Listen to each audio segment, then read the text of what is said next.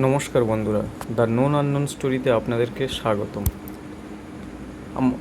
আজকের আপনারা দেখবেন সাগরের রহস্য এবং সাগরের যে বর্তমান পরিস্থিতি তারই কিছু দৃশ্য দেখুন।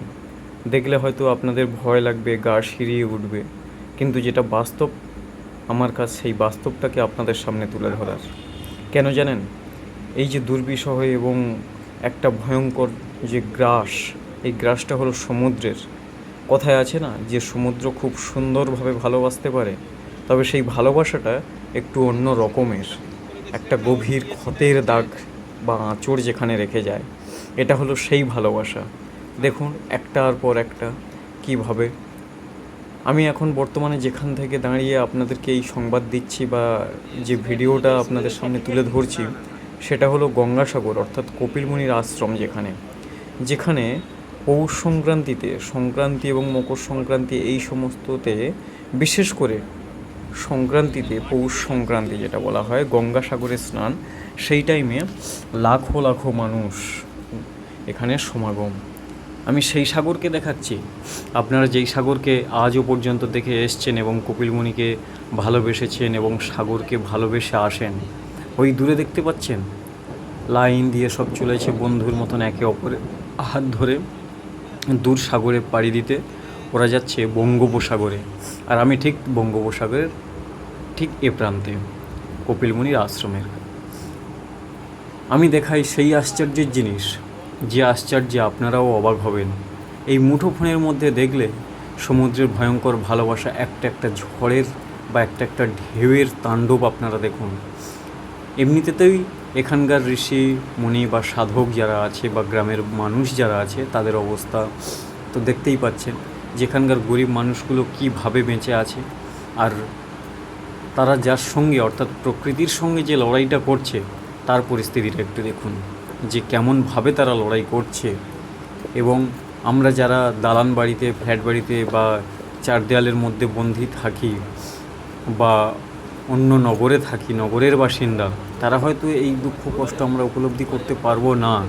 তাও আমি আপনাদের সামনে তুলে ধরছি একটাই কারণ। দেখুন যে রাস্তার ইঁট কোনখানে গিয়ে পৌঁছেছে।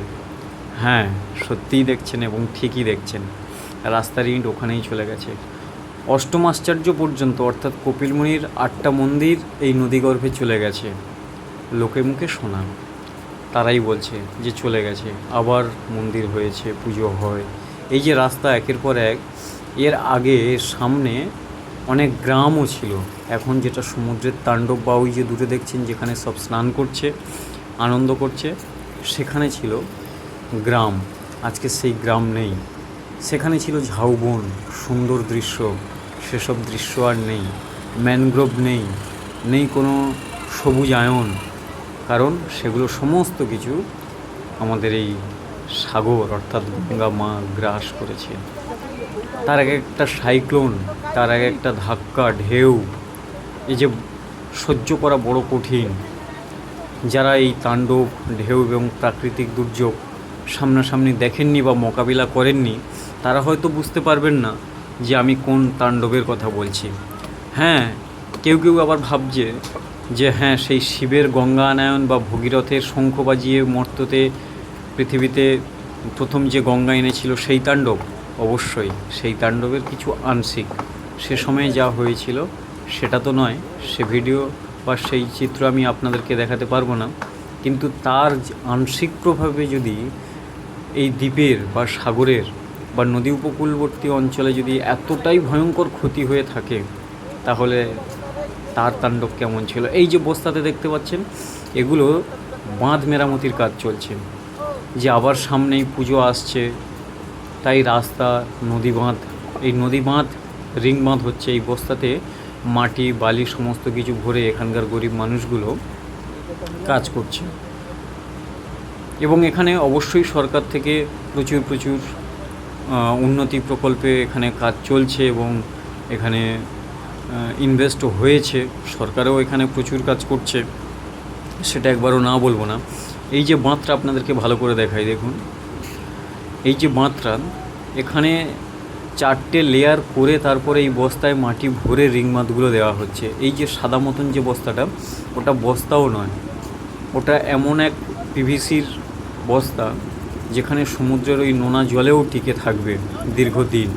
আর ওই মাটি কাঁড়ি করে বস্তার মধ্যে প্যাক করে বেঁধে নির্দিষ্ট একটা আয়তন তাদেরকে ফিগার দিয়েই তারপরেই এই রাস্তা ওই ইয়ের মধ্যেই রিং বাঁধের মধ্যে ফেলে নদী বাঁধ তৈরি করা হচ্ছে, যাতে ওই সমুদ্রের তাণ্ডব বা ঢেউটাকে তারা সহ্য করতে পারে। এখন যদিও ভাটা, তাই দূর থেকে যে সমস্ত দর্শনার্থীরা এসছে বা গঙ্গা স্নান করতে এসছে, তারা হচ্ছে কি স্নান করছে, কয়েকটা ছড়িয়ে ছিটিয়ে যেগুলো দেখা যাচ্ছে আনন্দ করছে, এবং যে দোকানগুলো সেখানে জল পাওয়া যাচ্ছে। নদী স্নান করার পরে আবার পুনরায় একবার কলের জল দিয়ে তারা স্নান করছে।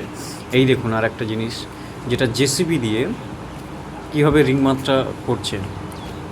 এক একটা এই পোলের দৈর্ঘ্য 20 ফুট থেকে 25 ফুট, অর্থাৎ এই যে খুঁটিগুলো, ওগুলো তো মানুষের সাধ্য নয়, তাই জেসিবি দিয়ে এগুলো মজবুত করে মাটির মধ্যে পুঁতে ফেলা হচ্ছে, এবং দুদিক থেকে রাস্তার মতন ব্রিজ মতন করে এবং প্রশাসন দাঁড়িয়ে সেগুলো কাজ করাচ্ছে ঠিকঠাকভাবে হচ্ছে কি না।